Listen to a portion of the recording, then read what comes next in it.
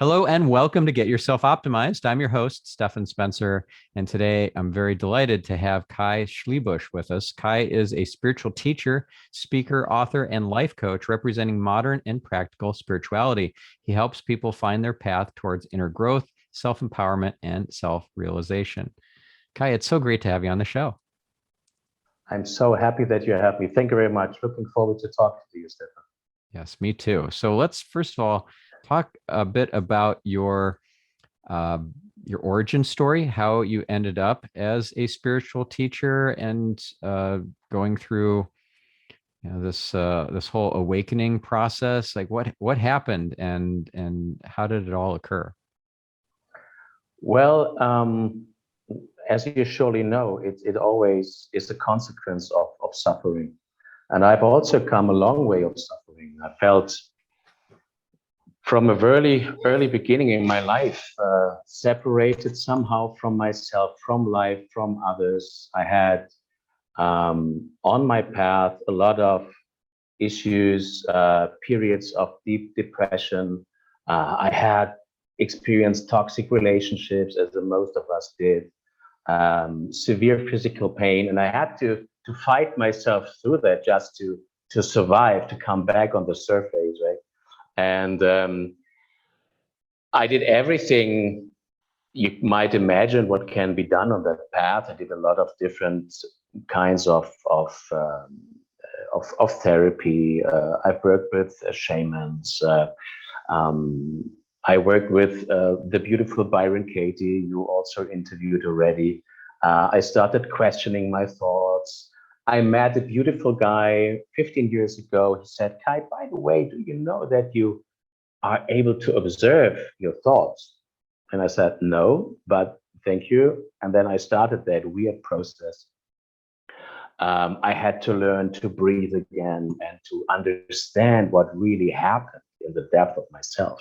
So I had to learn what conditioning really means. I had to learn that issue that we call developmental trauma.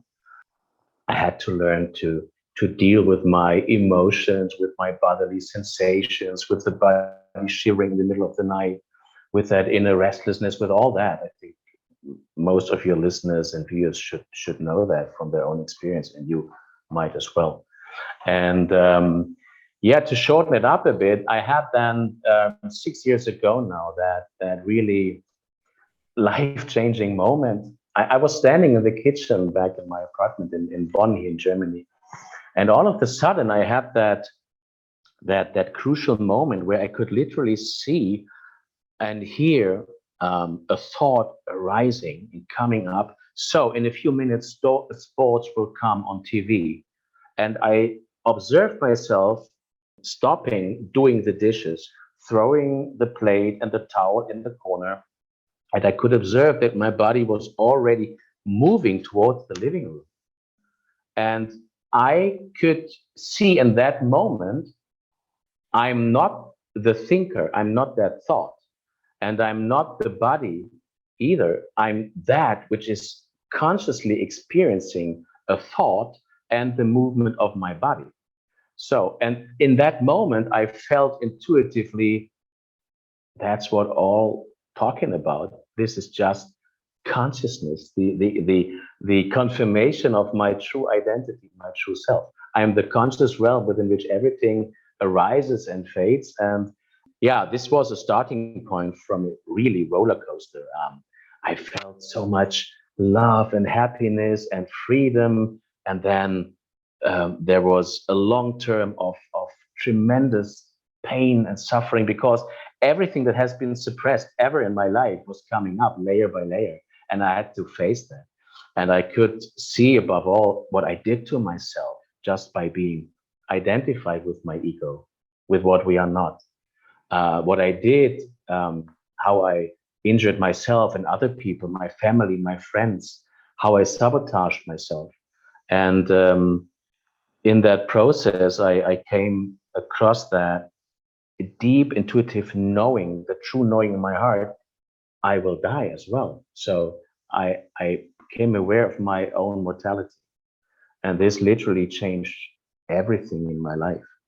And yeah, this was a process of six tremendous, painful, crazy years. And for sure, I'm still not at the end. You know, there's always stuff coming up. But what this process, my life, what I'm sharing actually in my work and my mission, has taught me that unconsciousness and the ignorance, the not knowing who we truly are and how conditioning works, and that we have to understand the truth behind our human experience, how it really works to be a human being. Mm-hmm. And this is what I'm sharing out there, that our true self is nothing we have to look for. It's nothing we have to find somewhere. It's not about becoming, it's about being. And that by birth, our true nature is complete. There's nothing missing actually. So there is that true place, that unchanging, what we truly are, that is complete, that is already on its place. It's not feeling separated from anything out there. There is a still peace. There is an happiness that you don't have to fight for every day, again and again. There is a place where we don't have to take personal, where we don't have that wish to condemn, to push away. It's just what is. And in that moment, I could see what I am is that what you are as well. It's just a different form. And I'm recognizing myself within yourself in that truthful connection with you, in that encounter with you. And that all the struggling in my life was just a consequence and a symptom, actually, so to say, from that, what was not seen so far within myself. Mm. Did the moment that you kind of left your body and saw yourself from above, was that precipitated by you perhaps praying or asking for an experience, or did it just spontaneously come about? It was a spontaneous experience. As I said, I was working a lot in that phase of my life. I was questioning my thoughts. I have read a lot of stuff like Krishnamurti and all that old sages, you know, from the eastern part of the world. I had that big question in myself. So, what is the meaning of all that? Who am I really? So, I had that questions within myself. I could hear them, and I think it was just an intuitive, natural process where that what I am is really wanting to confirming itself to be consciousness. And this is the mystery. Well, life, it's actually a mystery, but that invisible intelligence has the capability to experience itself in its own identity, and to make that experience that truly everything is already here. This was amazing. It still is.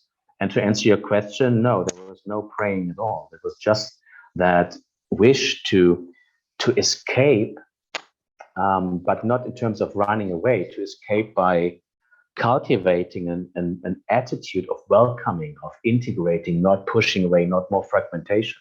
So I learned layer by layer to integrate, to accept what was in myself already. What was I projecting all the time to others, right?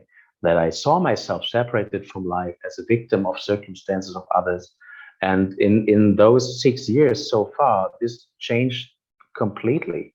So, and my invitation to people out there in the world is that everything is already here, and that we can make that, and we need to make that practical, direct experience of who we truly are. It's not about spirituality. If we talk about a modern practical approach, right? It's not about a technique, nothing that I can pretend to be or practice from my experience. A modern practical spirituality enables me to practically confirm my identity as I am consciousness, and there's nothing missing. And that intuitive knowing, it's the same that you are. And if I'm observing my battle within myself, and what happens right now is that the humanity is just exhausted by the fight against themselves. This is what I'm observing, you know, and this is the midst of change we are in, the transition into more conscious society and humanity. And that it's not about getting more information, not about creating the self, not searching, finding the self, but much more the direct experience. It's already here. I am what I'm looking for. Yeah. And there's nothing missing. What I try to do is to build a bridge to everyone and to build a bridge between East and West. Because from my practical experience, yes, we are consciousness, we are spirit making that human experience, but we need to understand that psychological part with ourselves because we have that human experience. And we're coming from a phase of conditioning where we have learned and deeply ingrained false convictions about ourselves and how life happens. And we have to do both because the big trap is what you hear in the esoterical field. If I'm transcending my body, my pain, I'm happy. Then the angel choir is singing. I won't have any pain for the rest of my life. And exactly the other way. We have to come back to the embodiment that we truly are. We have to turn the attention back in the body to keep in contact with our feelings, with our own boundaries, to learn to regulate ourselves, to be with our feelings, to make the experience that we are bigger than the pain, and then stay put on our true place of observing consciousness. And it needs both from my experience. Yeah. So this idea of experiencing your true self in a practical way is very important. And I equate that to like a self-realization. Exactly. And then there's a very important other track to go down, a parallel path, and that is God realization. So experiencing and understanding our true selves and experiencing and understanding or just knowing God. And both of those can be done in parallel. They don't have to be done one after the other, and one without the other is incomplete. I learned about this from Preeta Ji, who with her husband Krishna Ji run O&O Academy. So that's a oneness movement out of India. And I really like this concept. So what are your thoughts on that? To be honest, my practical experience was that I had that intuitive knowing that we are the godly principle itself. Mm-hmm. So God, for me and for my practical experience, is not an object, not a third independent power, but we are the source itself. And I'm not feeling separated from that. I am that. And all those, like right now, 8 billion different physical forms with their just own purpose and destiny on earth. But in the background, it's still that one consciousness, that one godly principle itself, just expressing itself in that physical human experience, in that experience of life on earth, in the physical dimension, you know. But in that moment where we have that practical experience, for me, it's I see myself within you and vice versa. And there is not that longing in myself for praying because I have that deep trust and experience that I'm live, you know, I'm consciousness and I'm live at the same time, expressing itself spontaneously, creatively. And life actually does not need help. We have much more to learn to just leave it as it is. If you look at the river's not asking itself, where should I go? It's just flowing, you know. The bird and the tree is not like asking, oh, I hope I get the right note, and I hope if Kai is passing that he likes my singing. You know, we are the only idiots on that planet who want to be something else, what we actually are. And this is the identification with that false identity, that little I, the fake I, as I call it. As a consequence of that conditioning we all run through, because we had to split ourselves because the pain of being rejected, of not being seen, of the feeling of not belonging, of not being safe when we really needed it. Not being liked. Yeah. Exactly. Yeah. So much of what we do is to try to be liked or to try to avoid being disliked. Exactly. And it's exactly coming from that time of conditioning. Because if we come in that baby body, by the way, who are we before we get our name? There is that pure being that we all feel attracted to, that we want to cuddle and all that. And who is that little thing, that being in that not very pretty body in the beginning? So, and from my experience, we just need to remember ourselves of that pure being that we are, in fact. I'm not my name. I'm not my star sign. I'm not my birth date. I'm not my story, especially not the story I have created myself by being identified with ego. So my story is not the result of being identified with what I'm not. It is just a protecting mechanism because of that reason you just mentioned. I don't want to feel that ever again, that pain of being rejected, of unworthiness, not being good enough. I have to work very hard to be loved and accepted and all that. And this is why we're wearing a mask. And we are encounter each other wearing our masks and blaming each other that you don't see me, by just covering my eyes. So, and this is the problem of projection that we don't see. I blame you for doing something with me, what I'm actually do with you without knowing. And you can see that wherever on this planet, if it's, corona, vaccination, whatever. So it's not about the solution. It's about blaming each other for being wrong. You are wrong because I'm right. I know I'm right. And I'm blaming you that you think that you are right. And this is just an absurd thing. We are trapped in that endless loop of trigger and reaction. Because with the identification with ego, which is just, it's nothing lively. There's no liveliness. There's no ability of reflecting. It's just a mental defending mechanism. And as long as we are identified with that, we're running around as that, let's say, lively, embodied defense mechanism, blaming others, just to be not not to be in contact with what I have suppressed so deep in myself because it's just painful. And in that moment where it's painful again, it has to do with you. I see separated myself from life, from you. And if I'm alone, I feel fine so far. And if you come next to me and I feel not comfortable anymore, it has to do with you. But the truth is it's with myself. It's the old story. So, and what happened is that consciousness split it up. There's that thing that wanted to be, that wanted to be expressed, and the thing that we have just introjected in ourselves, like the voice from outside, my mother, my dad, whatever, society, that said, you're not good enough. If you're doing what I want, you get an ice cream. This is the trap we are all in.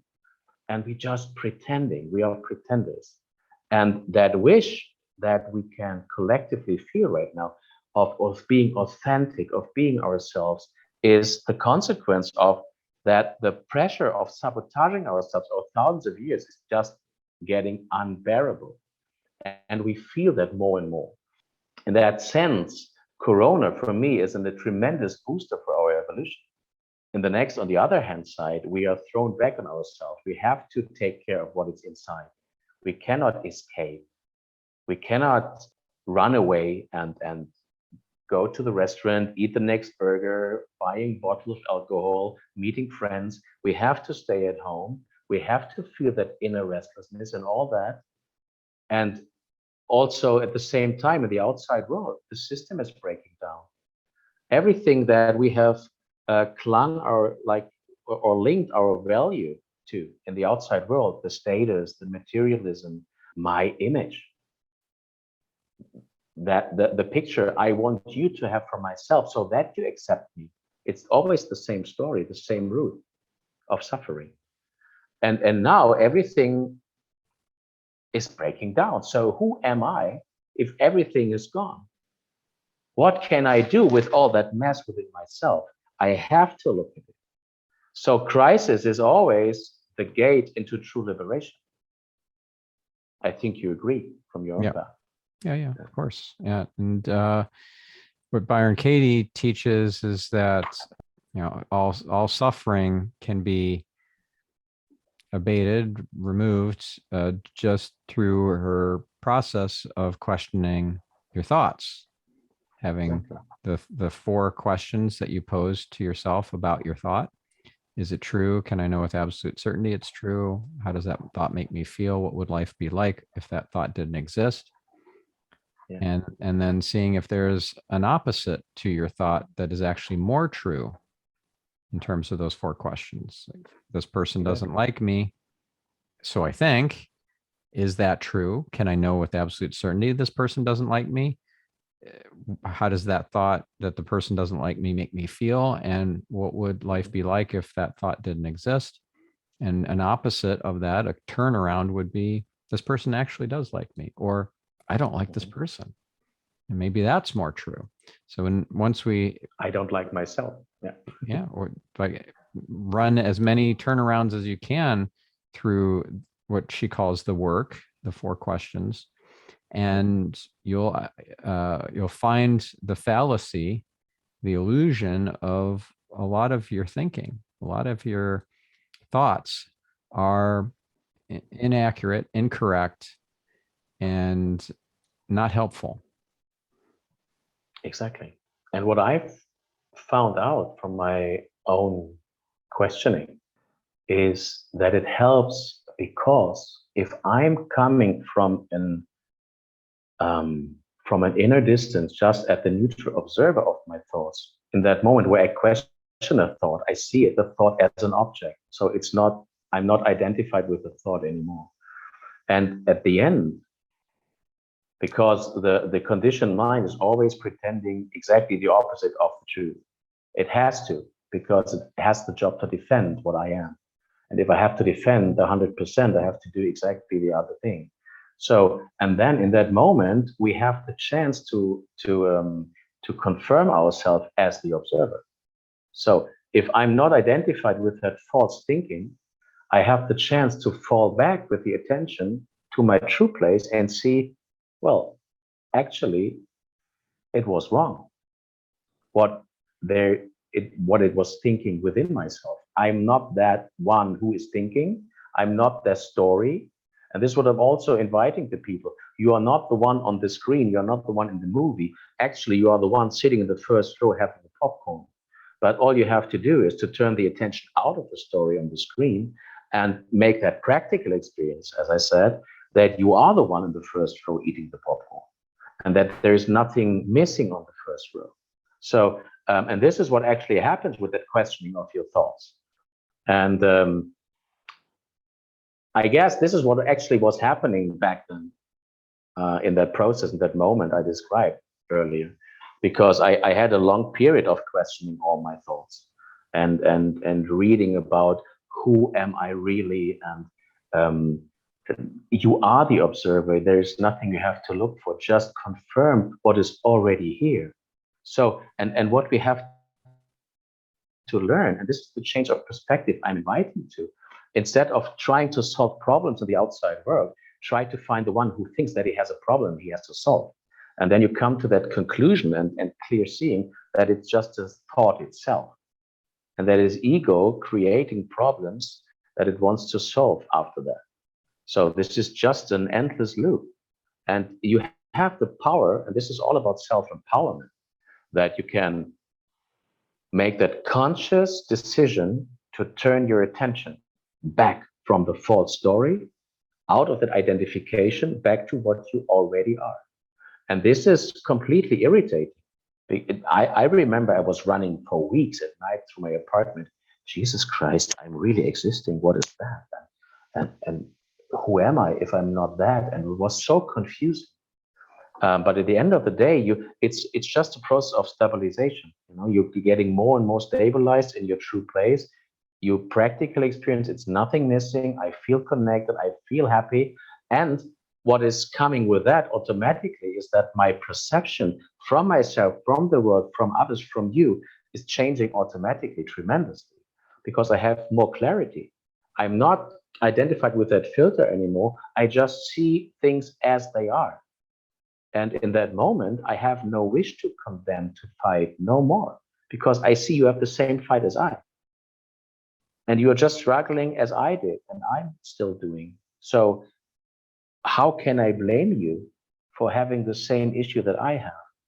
And this is just a process of stabilizing and accepting and understanding, and above all, integrating and not pushing away, because there is so much pain, so much fear, panic, jealousy, all that you mentioned, the feeling of being rejected, not good enough, and this wants to be seen.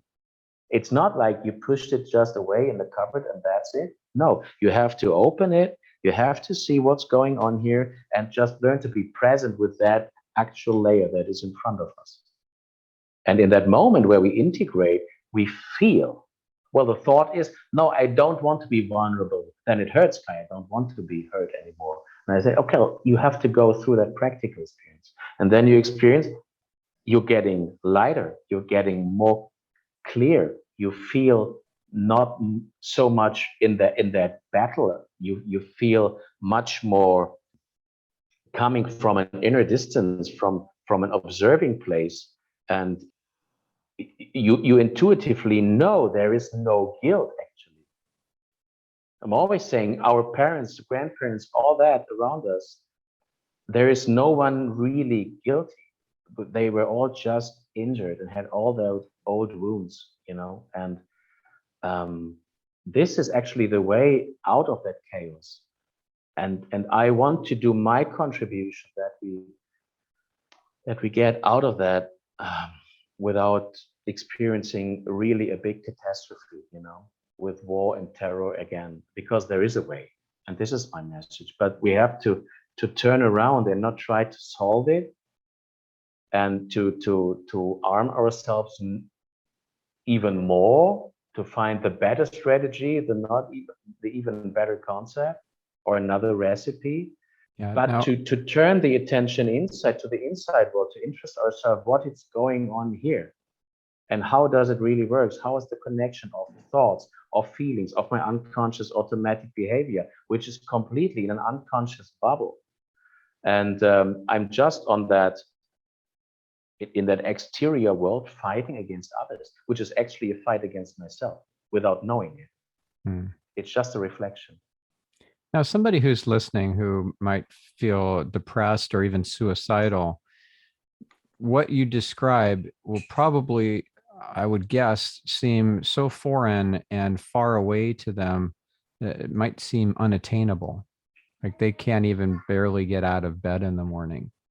And then you're talking about having this realization that you are one with God, and that you are the person in the front row of the movie theater.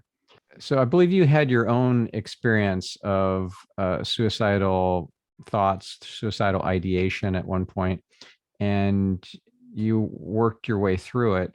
What would you tell our listener about what you went through and how dark it got, and what gift it was to go through that experience now that you can look at it with 2020 hindsight? Well, it was completely black. I can say that. There was no hope at all. But I went through that after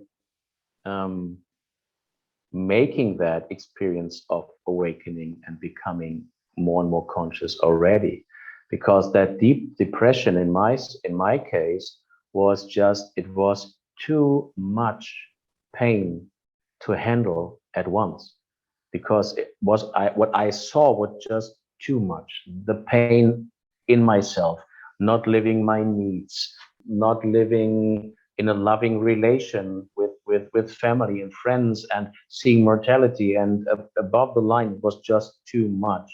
And for sure, my body, what depression is also at the same time, besides our capability of regulating our pain, or even not, because we didn't learn it, right? Because it's too much to hold, is the fact that our biological body is just making us shut down because of that inner fight for years and decades. So I experienced both. And what I would love to share with you, if you are in that position right now, first of all, and don't want to irritate yourself, but maybe you want to open yourself just for the possibility that it might be different as it thinks within you. Depression is not really a classic disease that is attacking you from outside and that you are a victim of. Depression is actually the depressing, the suppression of what you truly are, that suppression of your truth, of your feelings, maybe for years or even decades. And it's like sitting in a prison, and in front of the prison is your ego. And the ego has the job to keep you in prison. And this is what we have to understand if we want to know what true healing is. We have to come back in contact with that truth within ourselves. And the first step would be that you are not the depression. You are observing a state of being depressed. So this is an object. You are not the problem. You are not false. You are not guilty.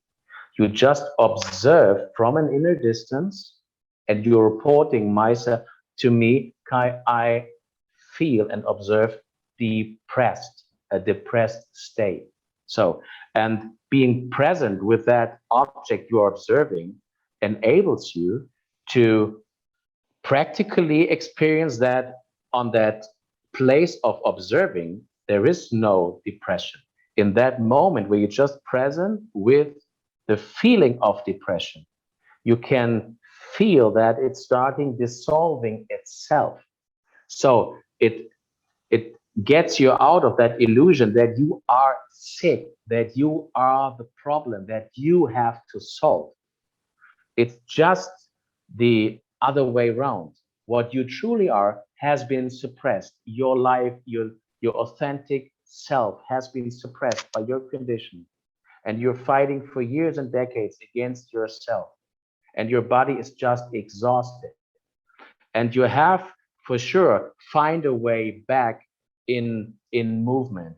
Try to get out. I know it's hard, but the thought I cannot go out of bed is a thought that you can observe and then make a practical experience and question that thought. I cannot go out of bed. Is that true? Sure you can. But you have to leave that victim role. And this is the job that no one can do for ourselves. So the main message referring to your question is depression is not a classic disease. You are not the depression. You observing as everything else, like you observing anger, hatred, jealousy. You are not that feeling. You are bigger than that experienced pain. Yes. It doesn't matter if it's burnout or whatever. You experiencing, you are observing. And then you have to come to that practical, clear see and experience that in that moment where you're just present with what is. This is what Eckhart Tolle teaches, yeah, right? Just be present. And then you see that the state, the feeling of depression starts dissolving just by being in that observing neutral presence. At the same time, you feel I'm the observer and here is no depression.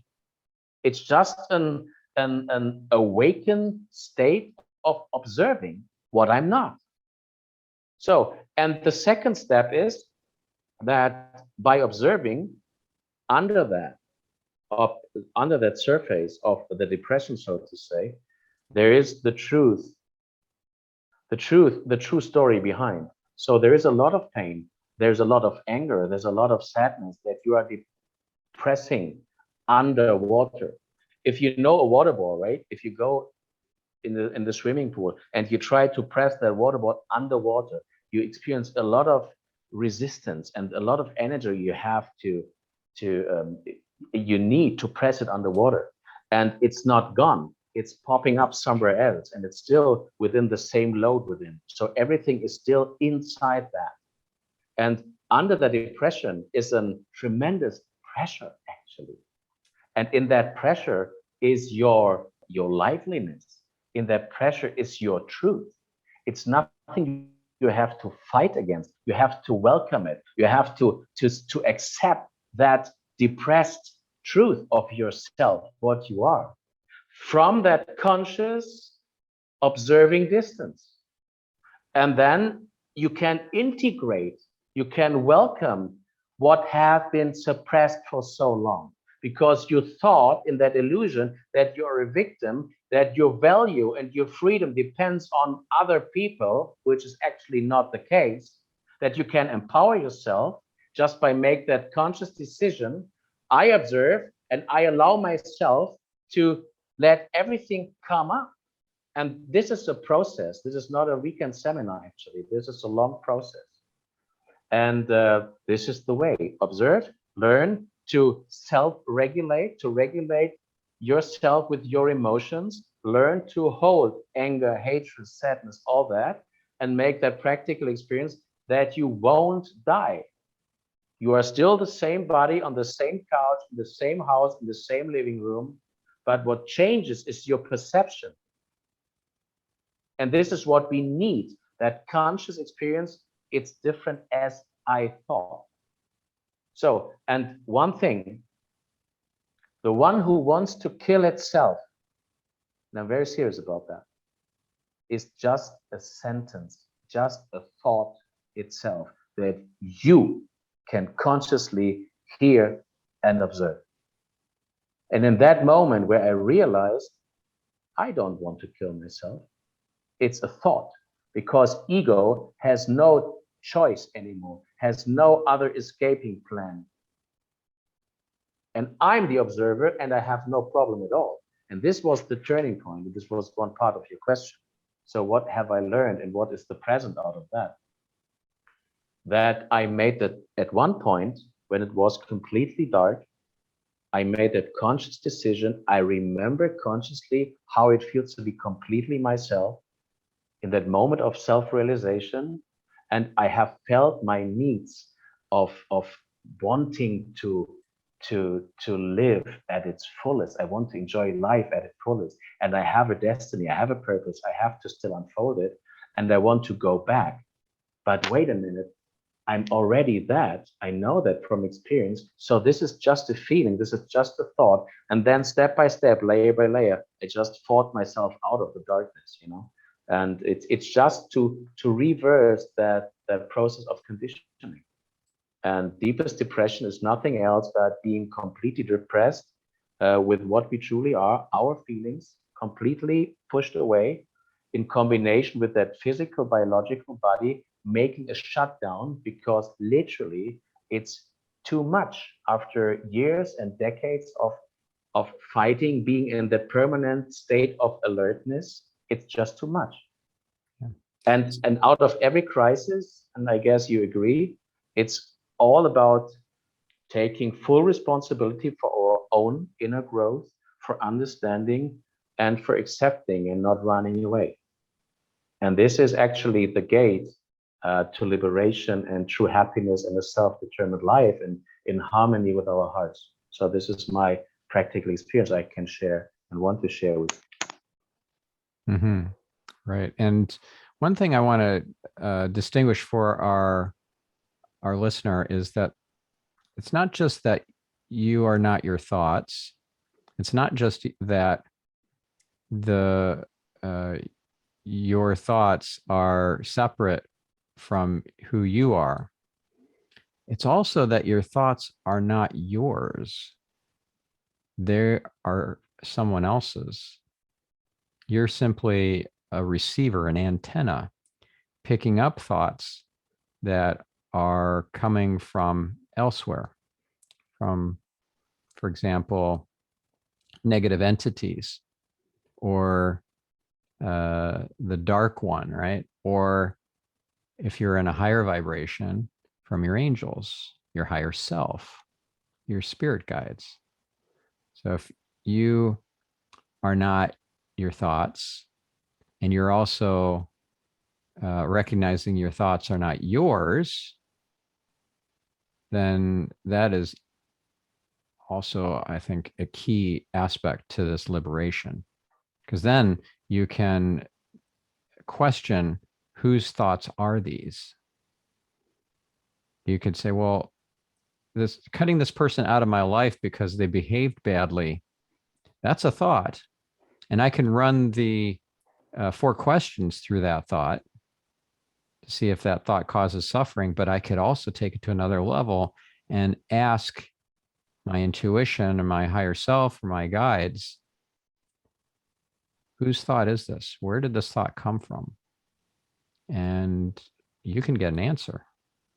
Like, wow, that thought is not a high vibration thought. That did not come from my guides. That came from, you know, the negative forces. I don't know if you've experienced that before.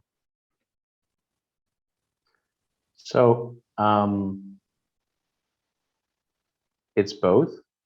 We can learn to differentiate between our inner voice that is always neutral, loving, and relaxed, and just giving us the right direction in every moment. Correct? Mm-hmm. Yeah. The Inner other thing voice, is, also known as higher self, light avatar, oversoul. Yep. yeah, for some it is. I have to say, actually, I made that experience that I'm guiding myself through that human experience. So there's nothing, just from my experience, nothing like a higher self. I am the self.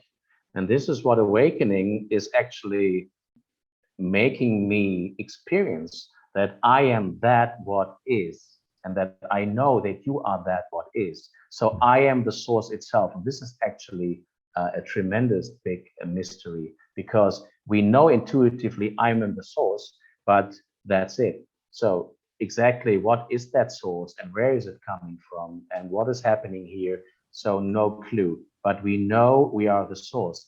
And one thing which is very important to me,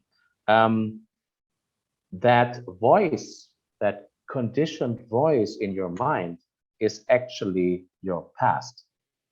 If you start observing and reflecting and question those thoughts, it's always about the old ingrained conviction about yourself and others, that what we call inner critic, right?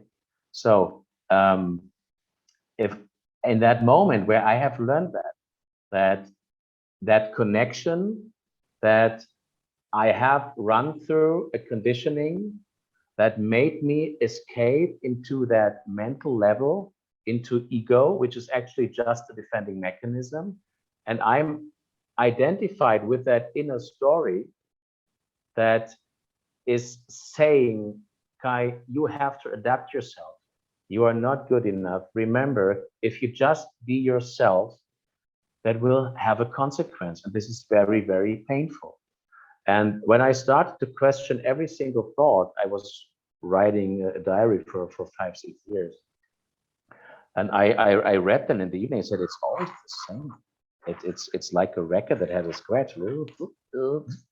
Always the same. It's always about, I am ugly, I am not good enough, I am not worth to be loved. People will leave me as soon as I'm really feeling alive, and as soon as I'm in my full potential and my full power. And that this identification led to that change in perception, that it felt really real. But in that moment where you turn that attention out of the story, you see that it was really just an illusion, and that you're back in your true self. And in that moment where you start questioning those thoughts, I'm not good enough, is that true? I'm not worth to be loved, is that true? My parents leave me if I'm really happy, is that true? They are here for 50 years, they love me, they're protecting me, supporting me every single day. how can that be that they leave me? So this is what I want to share really is there, we have that intuition, and in that moment where we have that inner distance to that old story in our minds, which is from my perspective, from my experience, the story of our childhood, of our upbringing, of our conditioning, that we start questioning that. And then by questioning, we come back to that, what we truly are. And then we have contact because it's not so much noise in our minds that we have the ability for the first time maybe to listen that there's something in the back, always very loving, completely neutral, not judging, not pushing, just giving an advice. Go to the left, not to the right. So, and I could start understanding and feeling and observing that distinction in that moment where I have healed a lot of old stuff within myself, because I didn't need the one in front of my prison anymore. I knew who I really am, and I knew how to regulate myself. So I didn't need that mask anymore. And then I had the capability to listen, what's now the next step in my life? And this was game changing because I learned to trust that voice, and this changed everything. Yeah. Yeah. That little voice, when you talk about it, I remember the quote from the Bible in 1 Kings where Elijah hears his own inner voice, and it's referred to as a still small voice. And that still small voice is like that's your connection to source. My understanding is that. Exactly, I agree. What I just want to add is that I had a moment where I had that feeling that actually I am somehow that voice as well, so that I'm guiding myself through my human experience here on earth. It's just my experience, and I think we mean the same. So the most important thing is that we start intuitively feel that difference between this is a thought, this is a conditioned thought that wants to protect myself, and this is actually leading me in a wrong direction because I don't want to hide myself anymore. And on the other side, there is that soft little loving voice that if I start trusting it, it always feels right, and I'm always experiencing happiness. And this is the trust we need to implement in ourselves. It's the self-trust, actually. Yeah. Yeah. I'm reading a book actually called A Still Small Voice. It's by Echo Bodine, and it's all about how to awaken your intuition. I'll include it in the show notes for this episode. Cool. Yeah, highly recommend it. Awesome. Well, I know we're getting close to time. Is there one little nugget you want to leave our listener with before we finish, that something that you haven't shared already? Well, what I want to spread is just hope and orientation. And from my point of view, we are in that midst of change, and I know it's tremendously painful and it's chaos. And a lot of people around the globe are losing almost everything they thought they thought they would be. But from a higher perspective, we need that crisis right now as a gate to a true liberation and to the true confirmation of what we truly are. Because as a natural process, it's that pressure within. If you just imagine a river and it doesn't stop flowing just because we are identified with ego, so it's getting more and more and more, but just under the radar of consciousness. And in that moment where this is what we experiencing right now on earth, that more and more people are aware of what they did with themselves and are in contact with the natural need of being authentic themselves. we are struggling right now because there's one side still very unconscious, just doing the old stuff, like talking about penalties and making more and more pressure and being completely identified with ego. If you don't do that, I will punish you, blah, blah, blah, blah. But on the other hand side, we are getting more and more waking up, coming back to our hearts, to our true nature, which is love, which is empathy. And from my point of view, we are clearly on the right path. It's a process. It needs time. It needs bravery. It needs your inner willingness and readiness to open yourself up, to leave the victim role, and to understand how it really works to be a human being, and to be responsible for your old wounds, for your old pain. We need to heal the wounds. We cannot escape that. And this is the invitation of life right now. But my heart is telling me that we will make it. And you are not false. You are not guilty. You can just leave that fairy tale of guilt and shame and just start experiencing what you truly are. And there is a way out. And you alone have the power to empower yourself. And reach out for help, and let's connect, and let's support each other to learn to heal. And this is very, very important. And I think we're going to make it. Yeah, awesome. Well, I think it's a beautiful time to be alive right now. And it's through the challenges that we grow. It's how we become a diamond is being put under pressure. Without that pressure, we're just a lump of coal. So the listener, get out there and shine like that crazy diamond. And we'll catch you on the next episode. Yeah, we need every single one of you. Kai, if you could also share your contact details to potentially work with you, if folks wanted to follow you on social media and learn from you, website address, all that sort of stuff, where should we send them to? Okay, sure. So you can find me on every well-known social channel like Twitter, Instagram, and so on. Just at Kai Schliebusch. You will find me in Google for sure. My website, it's Kai, is Kai minus Schliebusch. It's a bit difficult. It's German. Sorry for that. .com. It's just under maintenance right now, but we start doing where we have also had to change everything, because of Corona. But we now start setting up all the webinars and where you can take part. You can also, whenever you need that and you feel that need to contact, just to ask questions. I have every week on YouTube on Wednesdays, starts 7 o'clock. It's Central Europe time. My live stream, Empower Yourself. It's all about that, what we have discussed. And there's coming much more, but this will be shown and mentioned on the website as well. And yeah, well, I'm very happy for the opportunity, and I thank you so much for having me, Stephan.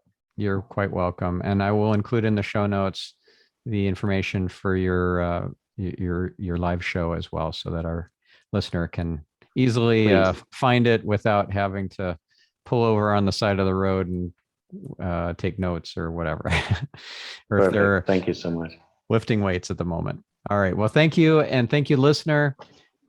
Get out there, make it a wonderful week, and light up somebody's life. We'll catch you in the next episode. I'm your host, Stephan Spencer, signing off.